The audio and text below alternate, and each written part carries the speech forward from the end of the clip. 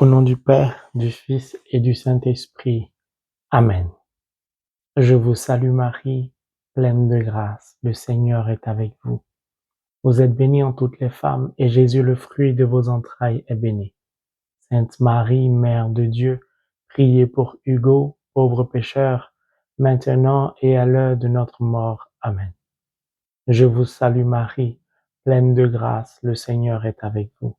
Vous êtes bénie en toutes les femmes, et Jésus, le fruit de vos entrailles, est béni. Sainte Marie, Mère de Dieu, priez pour Hugo, pauvre pécheur, maintenant et à l'heure de notre mort. Amen. Je vous salue Marie, pleine de grâce, le Seigneur est avec vous.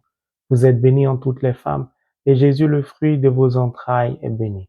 Sainte Marie, Mère de Dieu, priez pour Hugo, pauvre pécheur, maintenant et à l'heure de notre mort. Amen. Que la gloire soit rendue au Père, au Fils et au Saint-Esprit, comme il était au commencement, maintenant et toujours, dans les siècles des siècles. Amen. Notre-Dame de Lourdes, priez pour Hugo. Notre-Dame de Lourdes, priez pour Hugo. Notre-Dame de Lourdes, priez pour Hugo. Amen. Nous continuons notre marche au travers de ce temps de carême, Jean chapitre 2 du verset 1 au verset 11 qui dit, et je cite, « Le troisième jour, il eut un mariage à Cana en Galilée. La mère de Jésus était là. Et on avait aussi invité Jésus et ses disciples à ce mariage. Le vin se mit à manquer. La mère de Jésus lui dit, « Ils n'ont plus de vin. » Mais Jésus lui répondit, « Femme, que me veux-tu? Mon heure n'est pas encore venue. » La mère de Jésus dit au serviteur, « Faites tout ce qu'il vous dira. » Il y avait là 6 jarres de pierre que les Juifs utilisaient pour leur rite de purification. Chacune d'elles pouvait contenir une centaine de litres. Jésus dit au serviteur, « Remplissez d'eau ces jarres. » Ils les remplirent à ras-bord. Alors Jésus leur dit, « Puisez maintenant de cette eau et portez-en au maître de la fête. » C'est ce qu'ils firent. Le maître de la fête goûta l'eau changée en vin. Il ne savait pas d'où venait ce vin, mais les serviteurs qui avaient puisé l'eau le savaient. Il appela donc le marié et lui dit, « Tout le monde commence par offrir le meilleur vin. Puis quand les invités sont ivres, on sert le moins bon. Mais toi, tu as gardé le meilleur vin jusqu'à maintenant. » Voilà le commencement des signes extraordinaires que fit Jésus. Cela eut lieu à Cana en Galilée. Il manifesta sa gloire et ses disciples crurent en lui. Le vin se mit à manquer. Le vin, symbole de l'amour. Le vin manque à cette noce, dans cette alliance, dans cette union. L'amour, c'est qui? L'amour, c'est Dieu. Nous sommes devenus enfants de Dieu par pur amour, au travers des mystères divins. En recevant le Saint-Esprit, en étant revêtus du Christ. Nous devenons donc des êtres d'amour. Nos actions doivent être coordonnées par l'amour. Et là, la Vierge Marie constate qu'il manque l'amour dans ce couple. Un couple sans amour est un couple en ruine, est un couple qui va mal. Une vie sans la présence de l'amour, c'est-à-dire sans la présence de Dieu, est une vie amère, est une vie qui va mal. La Vierge Marie interpelle le Sauveur de l'humanité. Pourquoi? Parce que tous deux sont dans une alliance. Cette alliance repose sur l'amour, car c'est un projet de Dieu. Mon frère, ma sœur, je voudrais t'inviter à marquer une pause, à réfléchir profondément sur ce que je veux dire. Il n'y a pas d'union, il n'y a pas de mariage Il n'y a pas de couple sans amour. C'est l'amour au travers d'une union, d'un mariage, d'une alliance qui glorifie Dieu.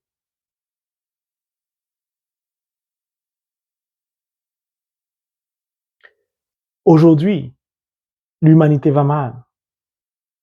Je viens d'apprendre une nouvelle il y a quelques jours qu'un endroit parcouru par Saint Paul, son pays,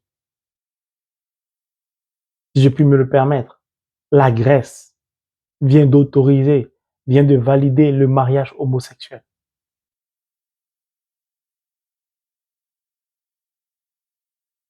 L'arnaqueur, l'usurpateur, le menteur, le diviseur avance à grands pas, même en minorité. Nous, baptisés, enfants de Dieu, nombreux nous sommes, mais nous avançons à petits pas, par voie, parfois même, nous stagnons, nous sommes statiques, c'est-à-dire on n'avance pas. Et des fois, pire, on recule même. Ça paraît contradictoire, alors que le Christ nous invitait à déplacer des montagnes à partir d'une toute petite foi. C'est la preuve, de façon générale, du manque d'amour dans notre vie. Et je le dis clairement. Comment pouvons-nous porter l'amour aux autres? Comment pouvons-nous porter le Christ aux autres si le Christ n'habite pas en nous? Si notre alliance avec le Christ n'est pas honorée, si notre alliance avec Dieu au travers de notre union avec le Christ n'est pas respectée, comment pouvons-nous voir nos intentions de prière être exaucées? Comment pouvons-nous faire reculer l'evil one, le diable, le falsificateur, le tentateur, celui qui se camouche en ange de lumière? Quel est l'état de notre cœur? Il est temps parfois qu'on se dise la vérité. Parce que nous faisons partie de la même famille chrétienne.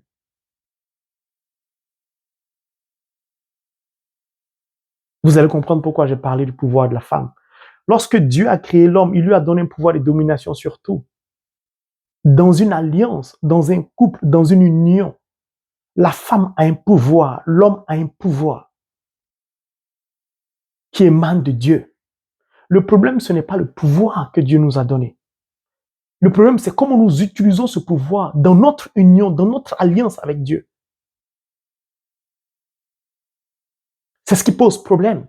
Et la Vierge Marie et le Christ sont là pour nous indiquer le chemin à suivre. Comment utiliser ce que Dieu a mis en nous comme pouvoir, comme amour, comme puissance.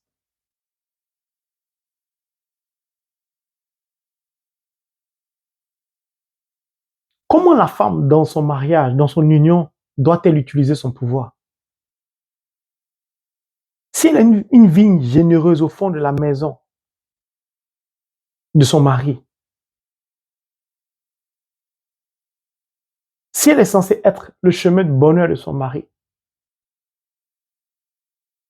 si elle est censée apporter la faveur de Dieu, ce n'est pas moi qui le dis, je l'ai déjà dit dans les enseignements précédents. Qui a trouvé une femme a trouvé le bonheur, il a obtenu la faveur de Dieu. La femme est celle-là qui apporte la faveur, la grâce de Dieu dans le couple, dans le foyer.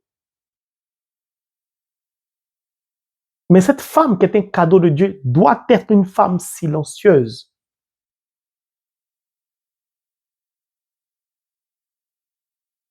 Le pouvoir de la femme n'égale pas le pouvoir de l'homme. Les deux se complètent. Je vais vous faire la démonstration tout de suite au travers de Marie et du Christ à Canaan. Marie utilise son pouvoir divin au travers de ses vertus, dont l'une est le silence, qui est un cadeau de Dieu au travers d'une femme. Quand une femme est dotée du silence, c'est un cadeau de Dieu à l'homme. Puis, elle utilise ce pouvoir-là, non pas pour elle, mais pour les autres. C'est-à-dire pour son homme d'abord, puis au travers de son homme, pour les autres, son prochain, l'humanité, le monde. C'est le vrai pouvoir, c'est la vraie puissance féminine. Pourquoi? Parce que la femme a été tirée de l'homme et sortie des entrailles de Dieu lui-même en personne. Les actions de la femme, ses paroles, son comportement doivent refléter la pureté, l'amour de son prochain. Puis son langage doit être en faveur des autres. Ses actions en faveur des autres. Dieu n'a pas placé la Vierge Marie dans ce contexte en vain. C'est pour parler aux femmes, à nos sœurs, à nos mères. Elles se tournent vers l'époux. Ils n'ont plus de vin.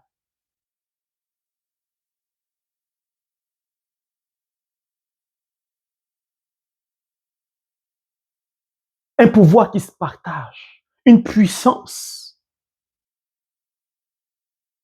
qui vole au secours de l'orphelin, de la veuve, des situations catastrophiques. Puis, regardez l'attitude du Christ, qui a en lui la plénitude de la divinité.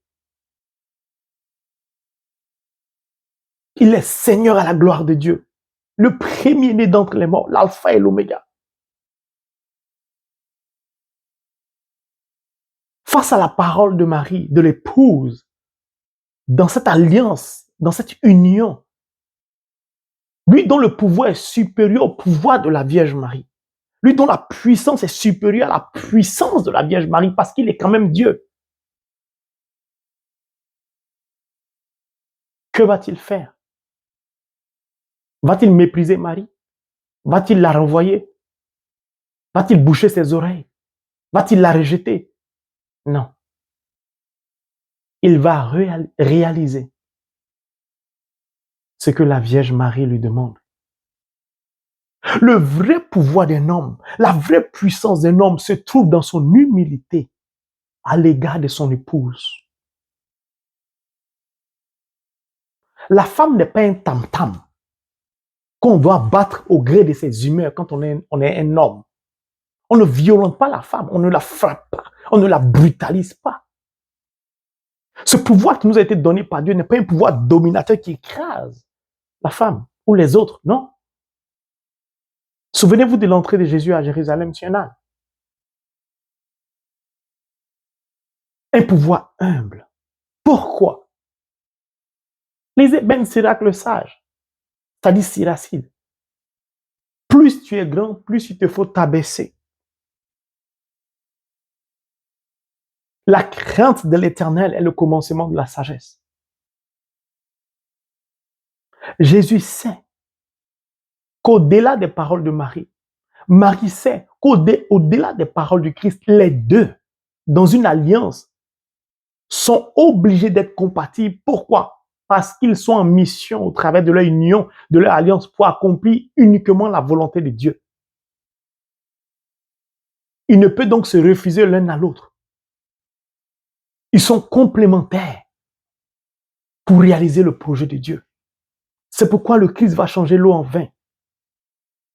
Le vrai pouvoir, la vraie puissance est donc humilité, est donc abaissement.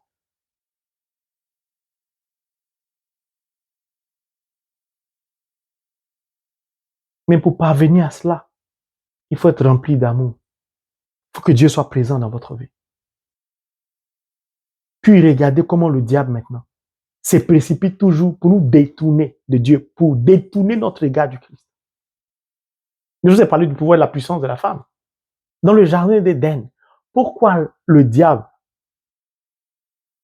s'en prend à Ève? Pourquoi ça Ève parle? Parce qu'il sait que si Ève tombe, l'homme tombe automatiquement. Même le diable connaît la puissance spirituelle de la femme. Regardez l'attitude d'Adam. Dieu lui demande, mais qu'il a dit de manger? La femme que tu m'as donnée. On dirait un bébé. Parce que l'homme, quelle que soit sa puissance, quelle que soit sa domination, reste toujours fragile. Le roi David, fragile il a été devant la mère de Salomon. Fragile. C'est pourquoi le diable va faire quoi? Il va essayer de détourner les qualités, les vertus de la femme divine. La femme façonnée des mains de Dieu. Il va la faire bavarder beaucoup, critiquer beaucoup.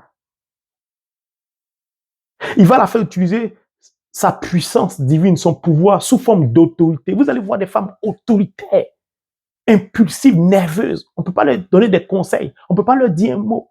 Elles veulent toujours avoir le dernier mot. Elles veulent écraser l'homme. Parfois même, elles ont un esprit d'homme, un esprit masculin. C'est le diable qui fait ça. Il détourne leur puissance, leur pouvoir dans l'obscurité. Il les oriente dans l'obscurité pour ne pas que ça produise du fruit. Pourquoi? Parce que quand la femme est autoritaire, sous le regard du diable, l'alliance est rompue. Parce que Dieu est pur. Il n'y a plus d'union. C'est pourquoi beaucoup de couples volent en éclats. Parce qu'il n'y a pas d'humilité. De l'homme, par exemple. Il n'y a pas abaissement.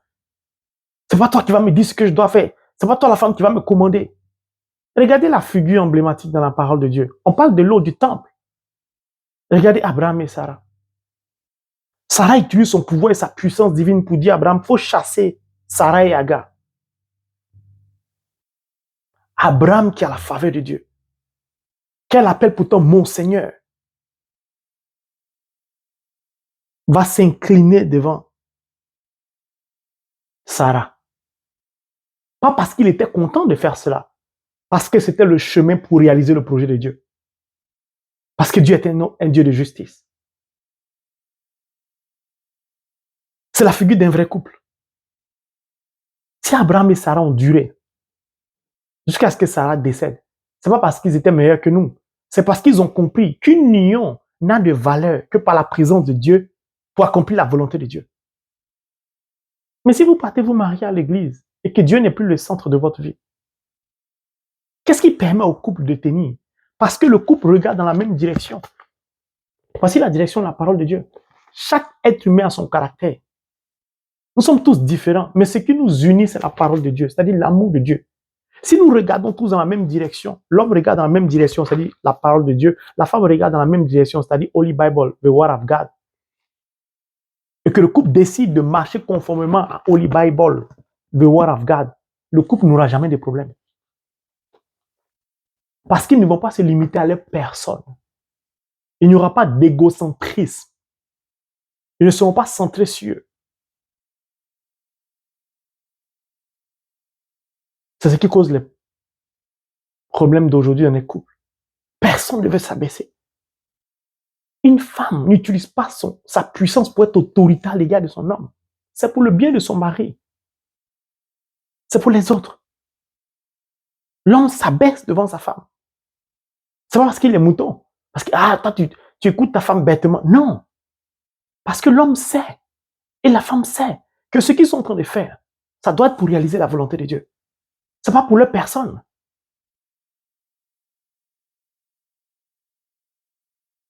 Il y a des femmes qui parlent mal à des hommes, qui sont dures avec des hommes, et puis elles sont étonnées d'être célibataires.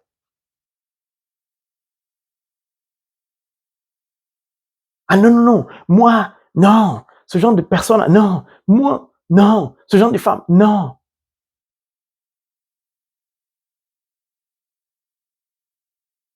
Que chacun médite. Pourquoi son couple va mal? Pourquoi son couple est fissuré? Est-ce que Dieu était présent du début jusqu'à la fin? Est-ce que le couple a marché conformément à la parole de Dieu?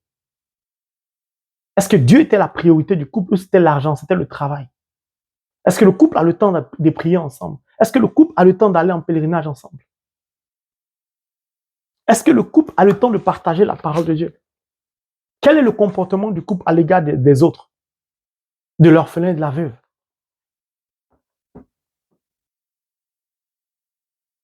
Nous chantons à longueur de journée que nous avons beaucoup d'amour pour Dieu, pour beaucoup d'entre nous, et j'en fais partie.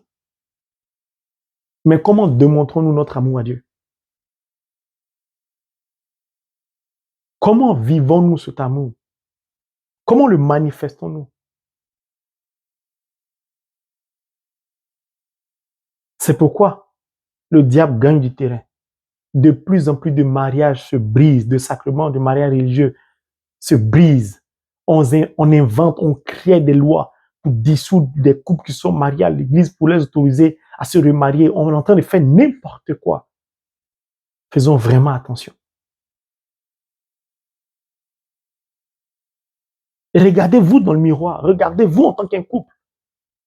Tu abandonnes ta femme parce qu'elle ne peut pas te donner un enfant jusqu'à présent.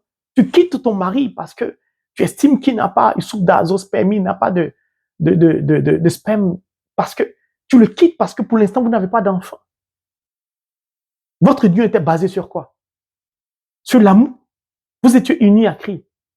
À qui? Au Christ. Vous étiez unis pour satisfaire les désirs de la chair. C'est Dieu qui donne des enfants. Si ta femme ne peut pas te donner un enfant, c'est de sa faute. Est-ce qu'elle est née? C'est elle-même qui s'est créée. Si l'homme ne peut pas te donner un enfant, c'est de sa faute. Vous avez déjà vu des parents qui ont envie de donner vie à un enfant et qui disent, bon, nous, on va donner vie à cet enfant, mais il ne doit pas pouvoir faire un enfant.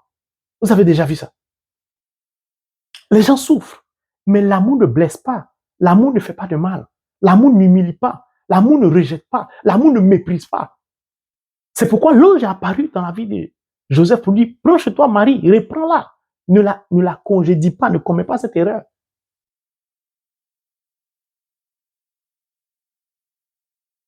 Athènes, en Grèce, un endroit que Saint Paul a parcouru, a partagé la parole, valide aujourd'hui le mariage homosexuel. Sous le regard de nombreux chrétiens qui prient pourtant jeunes. Quel est le problème? Tous ces couples qui volent en éclats, toutes ces personnes qui n'arrivent pas à rencontrer l'âme sœur, pas forcément parce que le diable y est pour quelque chose, à cause de nos principes. Ah, mais tu sais, mais on peut pas épouser quelqu'un qu'on n'aime pas. Il faut qu'on apprenne à se connaître, à s'aimer d'abord. Isaac, là, il a aimé sa femme. Il la connaissait avant. Tu es un être de lumière, tu es un être d'amour. Ta femme est un être d'amour. Vous deux, vous êtes des êtres d'amour. Vous émanez de Dieu. Vous vous aimez. Vous êtes la résultante de l'amour. Vous êtes le symbole de l'amour. Vous êtes l'amour vous-même.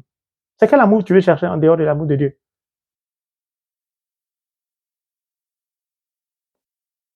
Dieu ne peut jamais refuser des enfants à un couple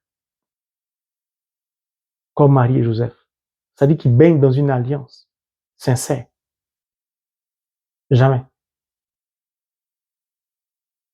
Sinon, le baptême n'allait pas avoir lieu et je ne serais pas enfant de Dieu aujourd'hui. Lorsque nous nous unissons au travers du sacrement du mariage, c'est un processus divin qui nous donne droit automatiquement à avoir des enfants. Ce n'est pas de la plaisanterie. Ce sont des versets bibliques. C'est Dieu le Père lui-même, le Créateur suprême qui parle. Il n'y aura ni homme ni femme stérile au milieu de mon peuple.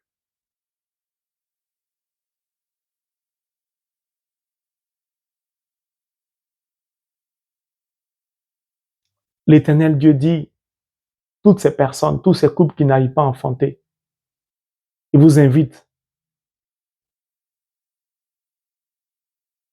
à être prêt ou prête. Il dit beaucoup de couples, beaucoup de personnes seront frappées de surprises extraordinaires, de constater leur grossesse. Béni soit le nom de Dieu. Merci Seigneur pour ce que tu fais pour toutes ces personnes. Mon frère, ma sœur, le vin manque à la noce de Canaan. Revoyons notre comportement l'un à l'égard de l'autre dans un couple. Dans notre union, soyons humbles. La colère, ça sert à quoi? La haine, ça sert à quoi de nous? Tu ne peux pas être une femme. Parce que ton mari t'a énervé, tu lui dis, OK, je ne me donne plus à lui, il n'a plus accès à moi. Mais ce sont des versets bibliques. Une femme n'a pas le droit de refuser son corps à son homme. C'est biblique. On ne t'a pas obligé à marier cet homme devant Dieu. On ne t'a pas forcé à épouser cette femme.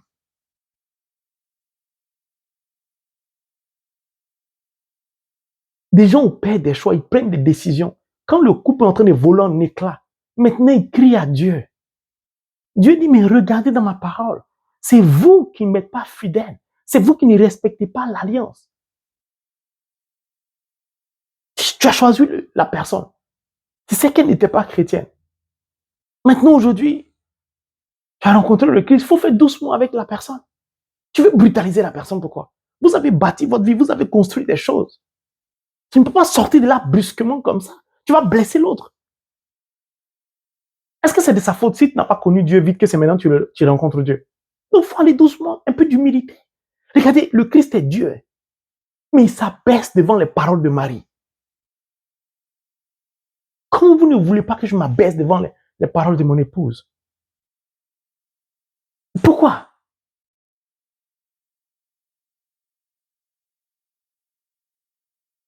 Vous allez voir les conséquences. Changeons d'attitude. On donne trop de prise au diable. Des gens sont dans des unions. Tu étais avec une personne, vous étiez en couple, ça n'a pas marché. Vous êtes devenus meilleurs amis. Et tu prends ton ex pour devenir ton meilleur ami, pour pourrir ton couple.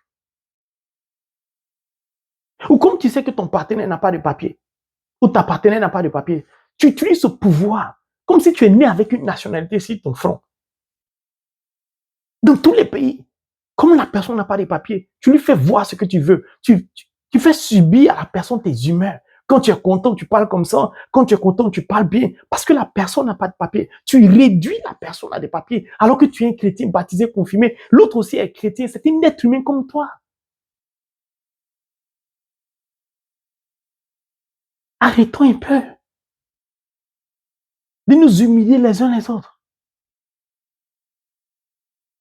Arrêtons de blesser le cœur de l'autre pour rien. Tu as un pouvoir. Silence, le diable te pousse à critiquer. Tu mens beaucoup. Tous les jours, tu vas en mission. Tous les jours, tu es le seul fonctionnaire de l'État. La collectivité, sans toi, le maire ne peut rien faire. Tu es le seul gouverneur de ta région. C'est toujours toi, le président, a besoin de toi. Tu es le seul footballeur international. Tu es le seul sportif du monde. C'est toi. Mon Dieu. Ayons un peu d'humilité. Dans un couple, l'amour n'a de sens que lorsqu'on s'oublie pour l'autre. C'est ce que la Vierge Marie a fait. Elle s'est oubliée pour les autres. Et le Christ a agi. Il a bien agi pour réaliser la volonté de Dieu. Mais vous ne pouvez pas vous disputer, ne pas vous parler pendant 1 mois, pendant 2 mois. Vous ne pouvez pas, en tant que chrétien, rentrer dans une relation avec quelqu'un qui est tout le temps chez les marabouts. Tu as accepté au début, maintenant au milieu, tu veux te plaindre. Change, il y a beaucoup de choses à dire. Vous allez comprendre pourquoi je parle de fétiches, je parle de nos comportements. Si l'église va mal, si beaucoup de chrétiens ne s'en sortent pas, c'est dû à l'infidélité. Car de qui s'agit-il ici à la noce? Lorsque la Vierge Marie dit, le vin s'est mis à manquer, la mère de Jésus lui dit, ils n'ont plus de vin. Elle parlait de qui? Elle parlait du peuple d'Israël. Car la noce est la noce du peuple d'Israël et de Dieu. C'est-à-dire de l'alliance du peuple d'Israël avec Dieu. Le peuple d'Israël a blessé le cœur de Dieu dans ce mariage avec Dieu, dans cette union, dans cette alliance, au travers de son infidélité, son amour pour les idoles. Ce peuple à la nuque raide s'est détourné de Dieu, blessant ainsi le cœur de Dieu, jouissant des privilèges de Dieu, mais en méprisant l'éternel Dieu, le Dieu créateur. Dieu s'est senti blessé, Dieu s'est senti humilié, Dieu s'est senti trahi. Car ce qui détruit les couples, c'est l'infidélité. Tu ne peux pas aimer ta maîtresse plus que ta femme que tu as épousée. Tu vas déchirer ton cœur. Tu ne peux pas voler le mari d'une femme. Tu es une femme comme elle. Tu sais qu'elle est mariée. Tu prends son mari pourquoi? Pourquoi Pourquoi tu sors avec cette femme? Elle est mariée. L'infidélité fait entrer le véné dans le couple, dans la vie.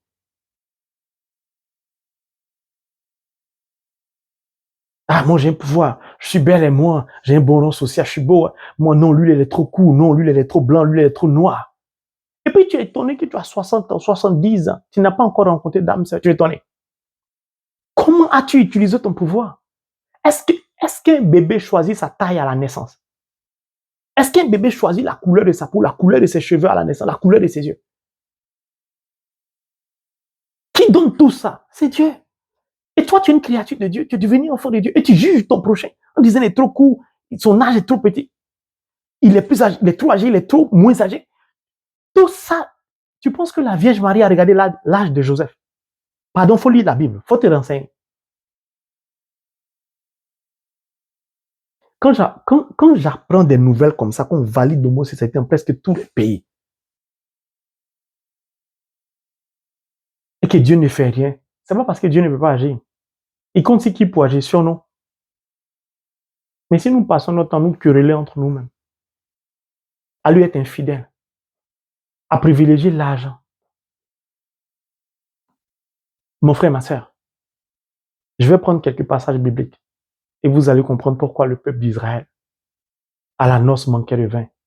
L'amour a quitté le cœur du peuple d'Israël, ce peuple élu, qui était dans une vraie alliance avec Dieu.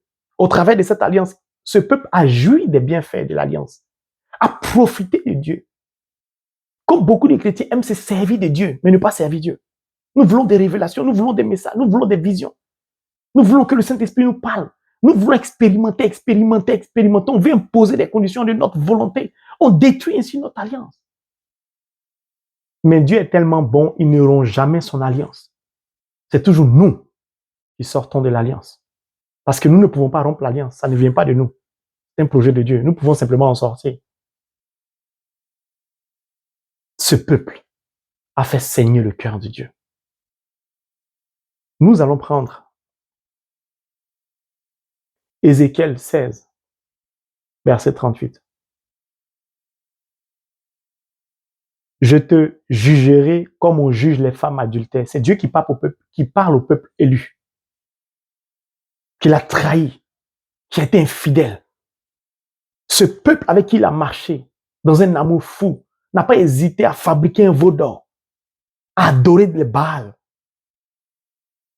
Ce peuple pour qui Dieu a séparé la mer en deux. Ce peuple que Dieu a nourri directement des cieux en faisant descendre la mer. Ce peuple que Dieu a fait marcher dans le désert sans que les pieds s'usent, leurs vêtements s'usent. Quelle infidélité de ce peuple. Je te jugerai comme on juge les femmes adultères et celles qui répandent le sang. Et je ferai de toi une victime sanglante de la fureur et de la jalousie.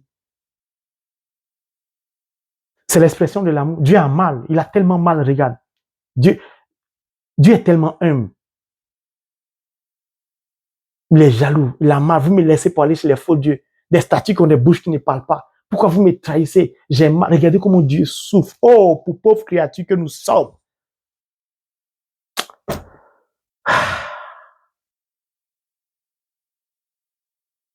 Je te livrerai entre leurs mains. Ils abattront tes maisons de prostitution. Ils détruiront tes hauts lieux. Ils te dépouilleront de tes vêtements. La femme est fidèle. Elle est ridiculisée. Elle est déshonorée. On lui arrache ses parures. Dieu a mal. Tu t'es servi de moi. Dieu dit ça au peuple lui. Vous vous êtes servi de moi. Vous avez profité de moi. Mais vous allez voir. Vous m'avez trahi, non? Deutéronome 6, 5 dit quoi? Tu aimeras le Seigneur ton Dieu de tout ton cœur, de toute ton âme. Tu aimeras ton prochain comme toi-même.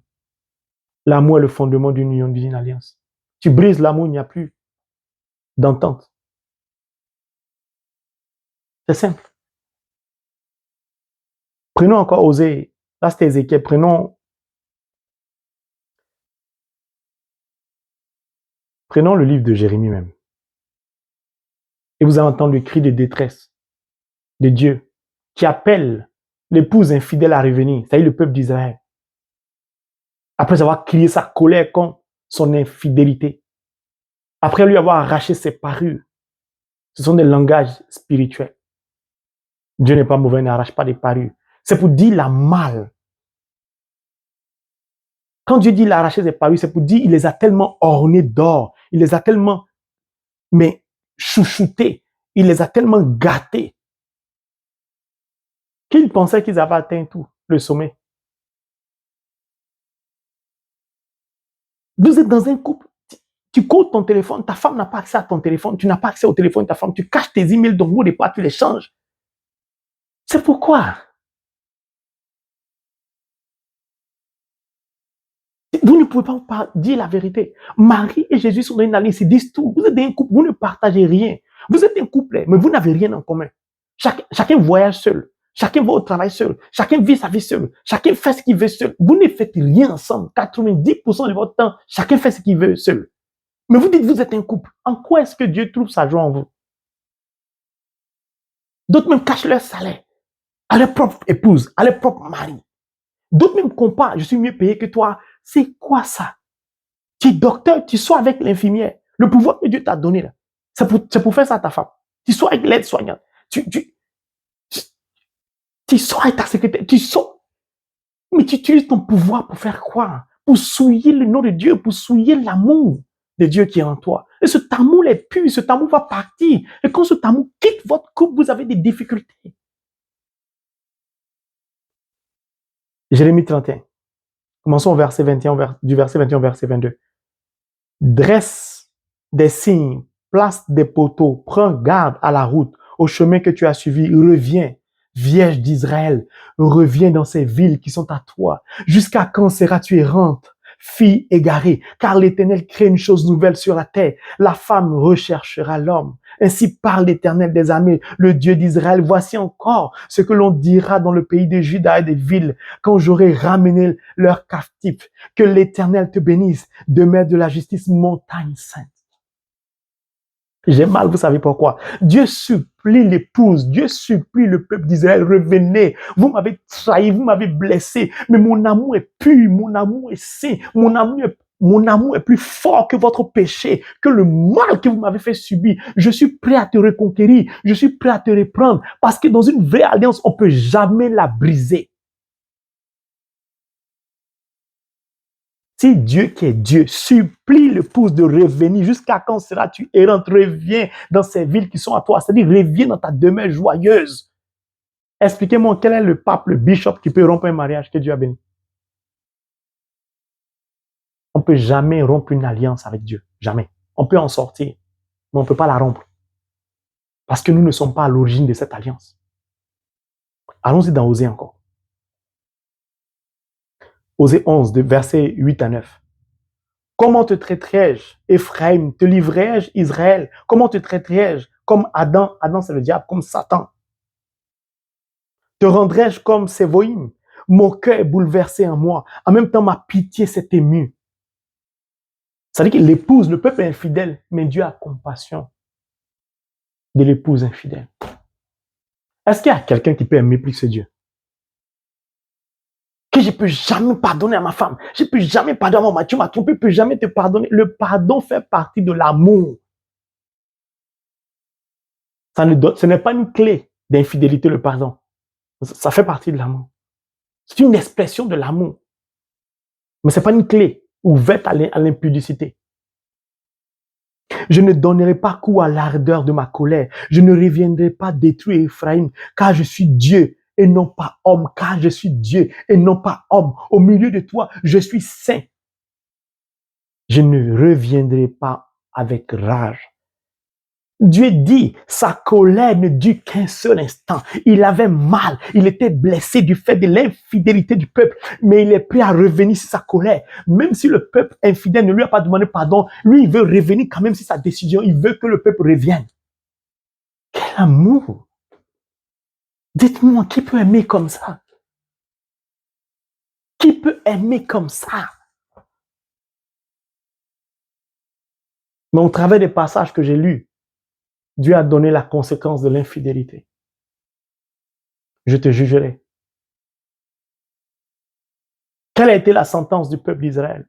Ce n'est pas l'œuvre de Dieu, c'est l'œuvre de son infidélité. Car l'infidélité a des conséquences. Quelle était la conséquence du peuple d'Israël? L'exil à Babylone. Parce qu'ils ont été infidèles à Dieu. Parce qu'ils manquent de vin. Ils manquent d'amour à l'égard de Dieu. Ils n'ont plus d'amour dans leur cœur pour Dieu. Dieu n'est plus présent au milieu de son peuple. Le peuple s'est retrouvé être esclave à Babylone en Égypte. Frappé, humilié, rejeté, ployé sous le poids des coups des maîtres de corvée. Quand nous brisons notre alliance avec Dieu au travers de l'infidélité, nous sommes automatiquement à la merci du diable. Il nous rend esclaves. Il nous maltraite. Il fait de nous ce qu'il veut. Mon frère, ma soeur, c'est ce message que je voulais porter. Avant de revenir au dernier enseignement sur la noce de Cana pour parler des 6 jarres d'eau. L'amour est pur. L'amour ne se souille pas. Mes frères et mes sœurs, faisons des efforts pour ne pas nous blesser les uns les autres. Soyons humbles. Soignons notre langage. Le diable nous pousse à mentir. Le diable nous pousse à utiliser notre pouvoir contrairement à la volonté de Dieu. Nous n'avons pas de désir d'accomplir la volonté de Dieu. Nous voulons satisfaire nos désirs de la chair. Nous voulons utiliser notre pouvoir, notre puissance pour nous imposer. Alors que le Christ s'est abaissé, soyons humbles. Respectons-nous les uns les autres. Crions à Dieu avec un cœur sincère. Et le diable va reculer. Ils sont minoritaires, mais ils avancent, ils avancent, ils avancent. Et le mariage, le sacrement du mariage se détruit, et recule. Je veux faire partie de ces ouvriers de la dernière heure qui vont voler au secours du sacrement du mariage. C'est pourquoi, Père, me voici abandonné à toi. Fais de moi ce que tu veux. Mais que les œuvres du diable reculent au nom de Jésus. Que Dieu tende sa main sur vous afin de vous bénir, qu'il vous donne de rencontrer l'âme sœur adéquate. Pas l'âme sœur que vous voulez, l'âme sœur qu'il a prévue pour vous, pour qu'ensemble, vous puissiez accomplir son projet à lui.